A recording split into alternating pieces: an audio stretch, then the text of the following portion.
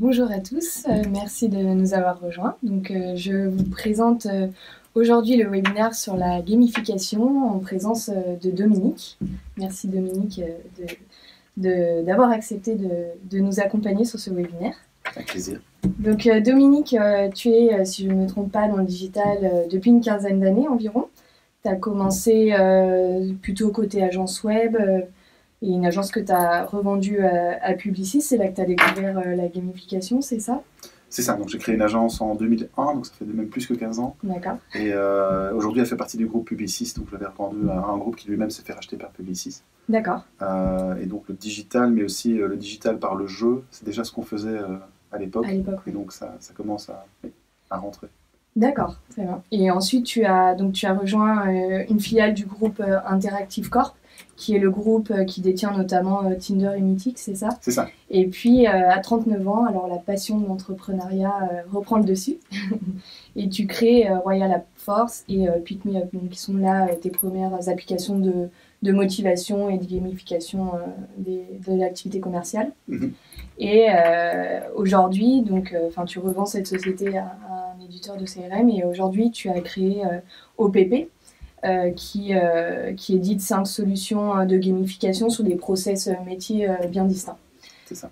Alors, si je résume, finalement, tu es expert de la gamification et puis surtout passionné par la gamification. Tu interviens notamment pour accompagner et conseiller des entreprises et tu es aussi enseignant. Tu étais à Luxembourg, c'est ça, à Luxembourg cette semaine? Oui. D'accord, parfait. Est-ce que tu as des choses à ajouter par rapport Non, c'est un chemin qui est très logique avec un fil rouge. En fait, je faisais de la gamification avant même de pouvoir mettre un mot et une définition sur ce que je faisais. Et puis là, depuis 3-4 ans, j'ai bien compris. D'accord. Et c'est mon activité unique, principale et ma passion aussi. Parfait, tu vas pouvoir nous en dire plus. Donc moi j'avais lu récemment sur une étude de Technavio que le marché de la gamification allait représenter jusqu'à 5 milliards de dollars en 2019 et avec un taux de croissance quasiment de 50%.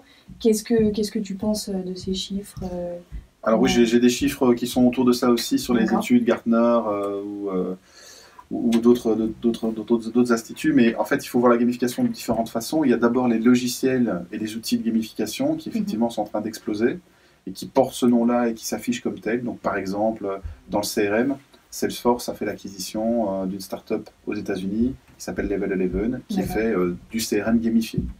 Donc là, c'est à mon avis ça qu'englobe tous ces chiffres qui montrent une extraordinaire croissance, mais à côté de ça, il y a aussi une gamification qui ne porte pas son nom. D'ailleurs, le terme est toujours un petit peu ambigu, parce que les logiciels d'entreprise sont en train de tous quasiment muter pour être beaucoup plus engageants. Et un des moyens d'être plus engageant, c'est d'être plus ludique. Et donc, est-ce que c'est de la gamification? Est-ce que c'est de l'user experience, de l'UX simplement? C'est toujours un peu entre les deux. Et donc, ça veut dire que le marché est encore plus grand que ça. D'accord, oui, c'est difficile à mesurer quand c'est des investissements en interne. Tout à fait.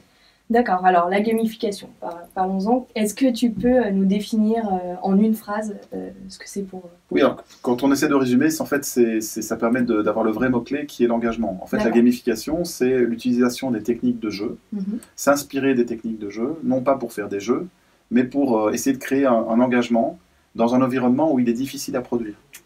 Un engagement difficile à produire, c'est quand la motivation est notamment extrinsèque. D'accord.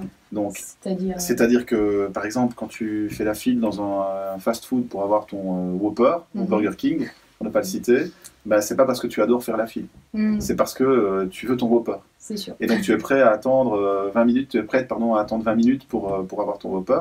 Ta motivation est extrinsèque, ce n'est pas l'activité d'attente qui te plaît. Les sportifs, notamment les sportifs amateurs qui commencent à courir, par exemple, tous les jours ou 3 fois par semaine, vont engranger une motivation qui va progressivement devenir intrinsèque. Imaginons que tu commences à courir parce que tu veux perdre du poids, ce qui n'est pas du tout nécessaire, mais imaginons que tu commences à courir parce que tu veux perdre du poids, tu vas commencer à prendre goût à l'activité et tu vas chercher la performance. Donc, tu vas chercher à t'améliorer dans l'activité et cette motivation, donc tu vois, la différence devient intrinsèque. La gamification, ça intervient des deux côtés. Et on peut le voir sur une courbe qu'on a dessinée, qui est la gamification curve. Dans cette courbe, on voit clairement que plus la motivation est intrinsèque, donc qu'elle vient de l'intérieur, plus la gamification est utilisée pour faire du performance play. Performance play, c'est très facile de le comprendre quand on voit ces applications justement pour sportifs comme Nike+, Runkeeper, Runtastic. Aujourd'hui, 72% des coureurs amateurs utilisent une application de ce type-là pour se motiver et être engagés par rapport à l'atteinte d'objectifs. Et de l'autre côté, lorsque la motivation est plutôt extrinsèque, donc que les gens courent parce qu'ils veulent, par exemple, perdre du poids, mais qu'en fait l'activité de course ne leur plaît toujours pas, il existe d'autres types d'applications, comme par exemple Zombie Run. Zombie Run, c'est un jeu où on reçoit une ville qui est détruite par les zombies. Et pour reconstruire cette ville, il faut partir courir selon des objectifs qui sont atteints. Tout se passe dans le casque, et il y a une voix off avec des scénarios qui nous explique ce qu'il faut faire, où il faut courir pour éviter les zombies. Ce qui fait qu'à certains moments, parfois, on arrive à en oublier qu'on est en train de courir parce qu'on est pris par le jeu et par le score. Ça, c'est plus utile et plus efficace dans le cadre d'une motivation extrinsèque. Un vrai coureur qui souhaite améliorer ses performances ne se contentera pas d'un Zombie Run.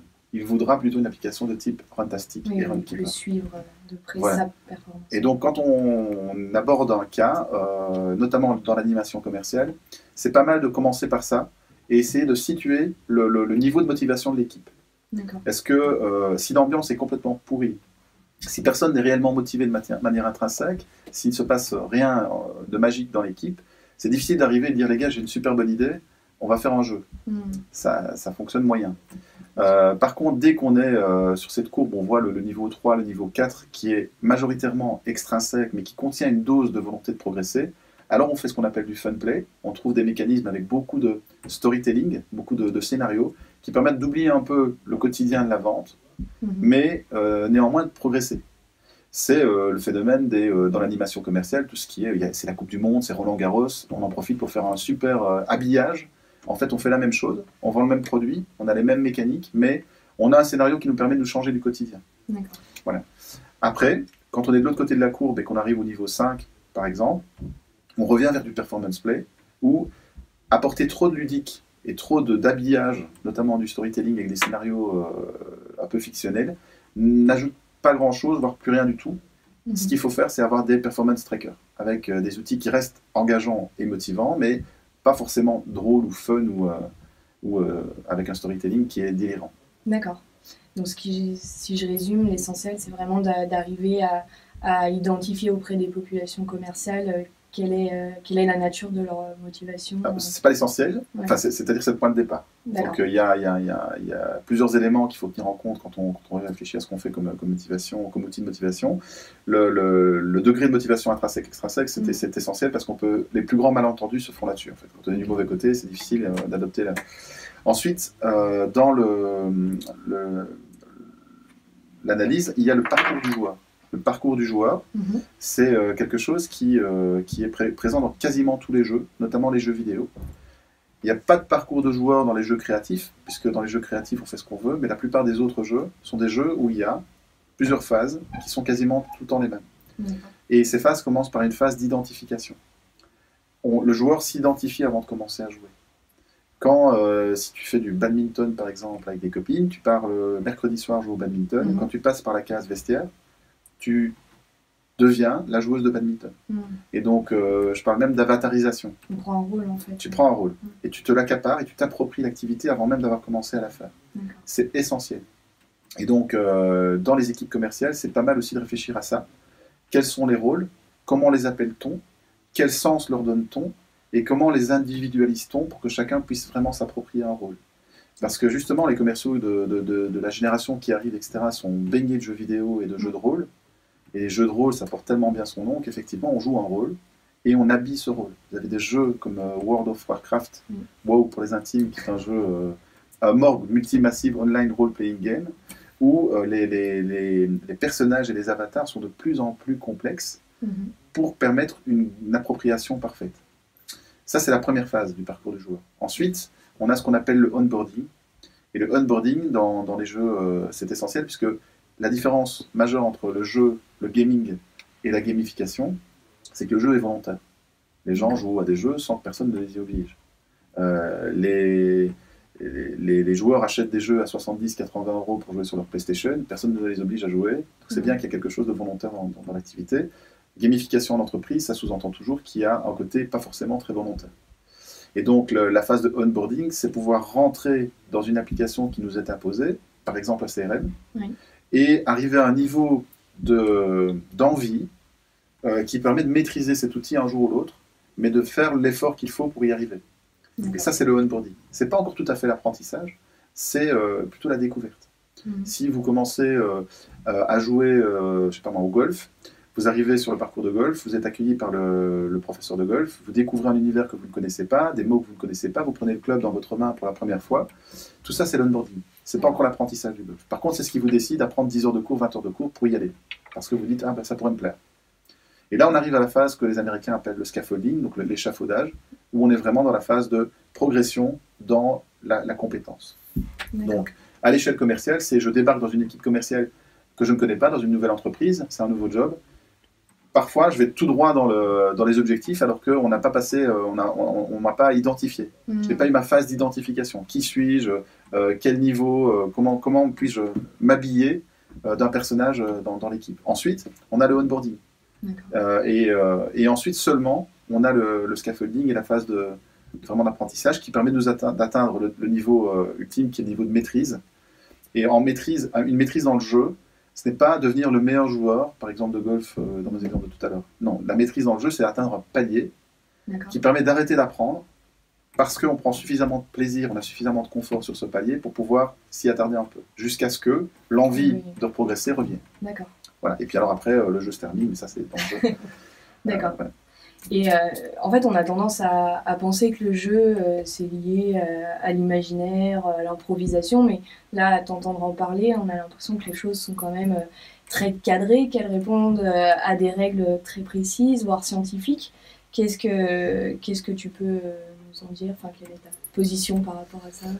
Oui, c'est beaucoup plus scientifique qu'on ne le croit. Alors après, il y a toujours un petit moment magique dans la conception d'un jeu. Je parlerai vraiment des jeux au niveau gaming. Même en reprenant tous les ingrédients qui font qu'un autre jeu a réussi, on peut se planter et passer à côté de la motivation du joueur. Donc le gameplay, ça contient quand même un peu de magie et d'improvisation. Néanmoins, l'essentiel est connu et donc il y a des leviers pour faire jouer les gens, pour les motiver. Et ça commence notamment par une connaissance des typologies de joueurs. Alors, je vais être très prudent là-dessus parce que c'est très facile d'arriver avec des profils et des cases. Et il se trouve que dans le jeu, on rentre difficilement de manière permanente dans une case. Ça dépend du contexte, ça dépend des autres joueurs, et ça dépend aussi parfois d'autres paramètres comme l'âge.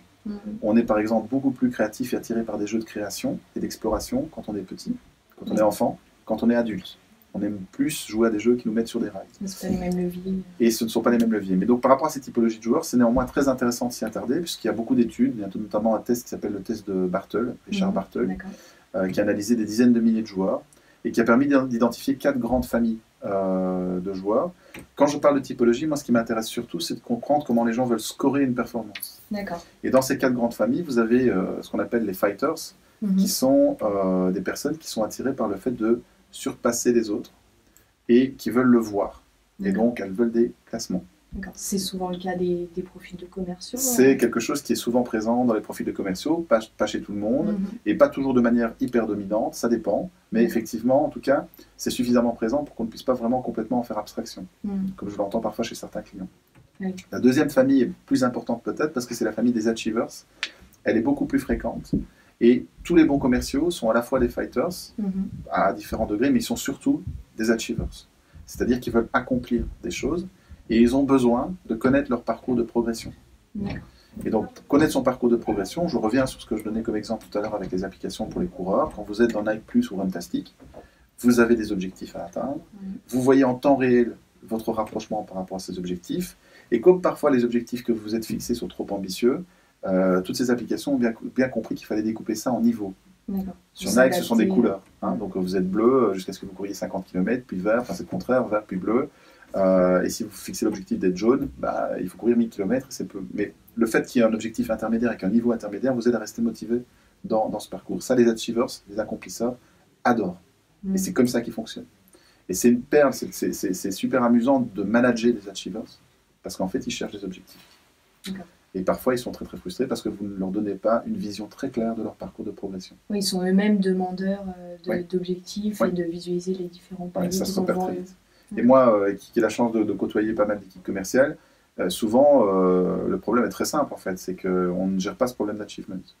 On a des objectifs qui sont très peu individualisés, finalement, qui ne sont pas orientés sur le parcours et le stade où en est le commercial et à quel moment il en est. Et le commercial n'a pas une vision hyper limpide de son parcours de progression. D'accord. Et comment tu les repères, du coup par exemple, tu me disais qu'ils sont faciles à repérer, intéressants. Parce qu'ils posent des questions là-dessus, ils demandent. Et quand on arrive vers plus de transparence par rapport à des objectifs à atteindre, ils sont plutôt ravis et ils le montrent. Voilà. Contrairement à des socializers, donc le troisième groupe, la troisième famille de joueurs, les socializers sont beaucoup plus intéressés par les interactions avec les autres que par le score classique, donc le score en points ou en objectifs de vente, etc. Et donc, ils sont relativement peu intéressés par la compétition. Alors, on en trouve aussi chez les commerciaux. On en trouve beaucoup.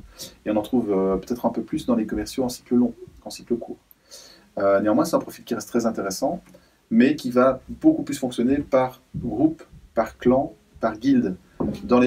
J'emploie le mot guilde parce que dans World of Warcraft et dans les jeux de rôle, ce sont des guildes, souvent, qui se combattent entre elles. Guilde, comment tu le définis? Guilde, c'est une tribu, un clan. Et donc, il y a un chef de guilde, et il y a des rôles dans la guilde, et on doit attaquer les autres guildes dans Warcraft. Les équipes commerciales ont un peu le même réflexe, c'est-à-dire que les socializers, ceux qui sont peu enclins à aller vers de la compétition, n'ont aucun problème à la compétition team contre team. D'accord. Voilà. Et donc, les discussions, c'est toujours, et encore ce matin, ma réunion précédente, culturellement, il y a des entreprises qui encouragent la compétition individuelle au sein des équipes commerciales ou qui encouragent la compétition entre équipes. Moi, je n'ai pas de religion là-dessus. Mais par rapport au profil et à l'analyse des profils, c'est vrai que la compétition entre équipes fonctionne avec quasiment tous les profils. D'accord. Voilà. Ce qui n'est pas le cas de la compétition. Ce qui n'est pas de la compétition individuelle, qui est plus délicate, évidemment, parce qu'elle peut créer d'autres problèmes. Voilà. Et la dernière famille de joueurs que je vais passer très rapidement, ce sont les explorateurs, des personnes qui sont vraiment dans la découverte permanente, qui veulent penser out of the box, innover, changer, etc. Et qui finalement s'inscrivent très mal dans un parcours de commercial. Qui est passionnant par plein d'aspects, mais qui a un côté répétitif lorsqu'on est sur une gamme de produits ou de services qui sont à vendre et qui sont à optimiser, mais dans une même mécanique. D'accord, ils vont se lasser très vite. Ils vont se lasser très vite. Les explorateurs ne sont pas instinctivement attirés par des profils, des jobs de commerciaux. D'accord.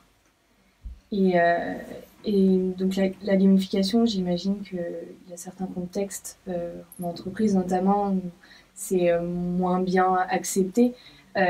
Pour toi, quelles sont les bonnes conditions en fait, à mettre en place pour qu'un projet ou une application de gamification puisse recevoir toute l'adhésion attendue? Alors, le plus facile, c'est évidemment quand ça vient de l'équipe elle-même. D'accord. C'est rare, mais ça existe. Quand elle propose, par exemple, un projet... Il faudrait qu'on se mette en place un système de gestion de projet avec des milestones et un objectif à atteindre sur un projet, par exemple, d'ingénierie très complexe qui prend 2 ans. Une équipe motivée va normalement elle-même commencer à créer des outils de motivation intermédiaire pour essayer de trouver le moyen de rester engagé pendant tout le processus. Lorsque ce n'est pas le cas, et c'est malheureusement trop souvent pas le cas, la clé, c'est quand même le manager. Donc vous avez dans les équipes commerciales des managers commerciaux qui ne sont pas du tout des animateurs. Et qui peuvent avoir de bonnes performances parce qu'ils sont alors à ce moment-là beaucoup plus dans l'analyse et les chiffres et la régularité par exemple, la constance, mais qui manquent de cette facette d'animation. Et je pense qu'elle est indispensable pour commencer à aborder la problématique de gamification, enfin la stratégie de gamification. C'est-à-dire qu'il y a beaucoup d'animation au sens où lorsque vous mettez en place un jeu, il suffit de se rappeler n'importe quel jeu de plateau qu'on découvre avec des copains autour d'une table, autour d'un barbecue. C'est quand même celui qui propose le jeu, qui a un rôle d'évangéliste du jeu et qui vérifie que le onboarding se passe bien parce que personne ne connaît ce nouveau jeu qu'on va nous apprendre. Et donc si le maître de jeu n'est pas convaincant, le jeu tout seul parfois est insuffisant pour réussir la phase d'onboarding. Je prends un simple exemple, peut-être que parmi vous il y en a qui ont joué à Perudo. Alors, Perudo, c'est un jeu de dés, c'est le jeu de plateau, je crois, le plus vendu en France l'année dernière. C'est un mélange de poker menteur, de Yahtzee, ce genre de choses. Mais il y a pas mal de règles très sympas, mais qui sont assez difficiles à assimiler au premier tour, en fait. Et donc, le premier tour de table au Perudo, j'ai joué quelques parties. Le premier tour de table est toujours le même, c'est-à-dire que les gens font des regards perplexes en disant bon, bah, c'est vraiment pour te faire plaisir, mais le jeu n'a pas l'air hyper. Enfin, c'est super compliqué, ça m'intéresse pas. Le deuxième tour de table, plus personne ne veut quitter la table. C'est-à-dire qu'on a réussi l'onboarding, les règles sont assimilées, et là tout le monde se prend au jeu, l'expression est vraiment consacrée, se prendre au jeu. En entreprise, les échecs en gamification sont liés à un mauvais scénario de jeu au départ, et même quand vous avez un bon scénario, une grosse moitié des échecs, c'est lié à une mauvaise entrée en matière dans le jeu, le onboarding. D'accord. Se prendre au jeu. D'où l'importance du rôle du manager. Du manager, voilà. Et donc si vous avez un outil gamifié, comme il y en a de plus en plus sur le marché, et que l'entreprise l'achète via la direction, et que le manager hérite d'un outil, manager de proximité hérite d'un outil, bonne chance.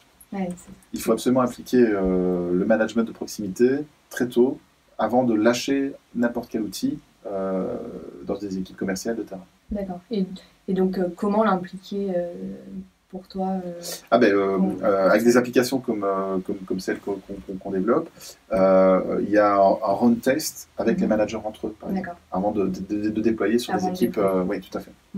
D'accord, donc c'est anticiper aussi ces phases-là. C'est d'aller chercher l'appropriation maximum. D'accord, très bien. Et est-ce que tu aurais un ou deux cas très concrets qui sont pour toi les plus belles réussites de gamification que tu as pu voir dans ta carrière? Oui, en animation commerciale, on a eu la chance de travailler avec des clients d'horizons complètement différents. On a par exemple signé Bacardi Australie, avec des cas très très marrants parce qu'on avait un vendeur à Sydney qui vendait sur des gros volumes parce qu'il était au centre du monde par rapport à l'Australie, et puis une vendeuse en Tasmanie qui avait beaucoup moins de points de vente. Et donc on a dû gérer des objectifs très très différents. Mais dans les succès en animation commerciale, parfois ils se cachent là où on l'attend le moins. C'est-à-dire que j'ai eu des clients qui étaient déjà, avant d'avoir des outils, dans une hyper dynamique commerciale. Avec des concours tout le temps. Et donc vraiment un sens de l'animation très très fort. Et là où l'outil a finalement, étrangement, m'a pas apporté énormément de choses en plus, parce que la dynamique était déjà suffisamment présente. Et puis, on a signé des clients comme par exemple en Belgique, Belfius, une banque, où le profil sont des personnes qui sont au guichet, banquiers, etc., plus soft, et très peu d'animation. Mais par contre, hyper respectueux des protocoles, des process et des outils qu'on met en place. Et donc on installe cet outil d'animation avec objectif, challenge, etc. Et on a eu jusqu'à 35% de croissance des ventes dans certaines agences, parce que cette mécanique était vraiment ce qui leur manquait. Et ils étaient dans une situation, la motivation était là, l'application des outils était là, le management était derrière l'outil pour faire en sorte qu'il soit bien utilisé, surtout au début, et hop, ça s'est mis en place assez rapidement. D'accord. Bon exemple. Et est-ce que tu as déjà rencontré des cas où finalement les utilisateurs étaient plutôt réticents parce que si c'est du jeu, c'est pas sérieux, il y avait une sorte d'association entre... Oui, alors donc quand on fait des applications, des scénarios de performance play, comme je le disais au début de la discussion, ça ne ressemble pas à un jeu. Et la gamification, c'est rarement un jeu. C'est rarement un jeu fini, avec un scénario de début, de fin, il faut pas les combattre des super méchants, etc. D'ailleurs, je suis très très très prudent sur les serious games. Moi, ce que j'appelle les serious games sont les jeux scénarisés. Je me souviens d'un jeu que L'Oréal avait fait qui s'appelait Le Lauréat, avec un scénario pour les étudiants qui sortaient des écoles de commerce. Sincèrement, ça donne pas envie d'aller travailler chez L'Oréal. Peut-être à certaines personnes, peut-être pas à d'autres, mais le jeu était trop cliché. Et quand vous terminez un scénario et que vous bouclez un scénario comme ça, vous prenez le risque de cliver, parce que ça ne peut pas correspondre forcément à tout le monde. D'accord, c'est pas assez professionnel par exemple. C'est pas assez orienté sur l'individu. Les serious games sont souvent dans la tête du concepteur. C'est comme regarder un film en fait. Et donc on aime ou on n'aime pas le film, mais on est relativement passif dans un serious games. Mais évidemment, il y a des étapes où on interagit, on répond, etc. Mais c'est beaucoup plus passif que une application gamifiée de calcul de performance par rapport à ce qu'on fait au quotidien dans son activité professionnelle. Voilà, et donc des remarques ou des interrogations ou des freins sur le côté c'est trop jeu, on n'en a pas. Enfin, c'est vraiment très rare. Par contre, les remarques sont plutôt sur la transparence.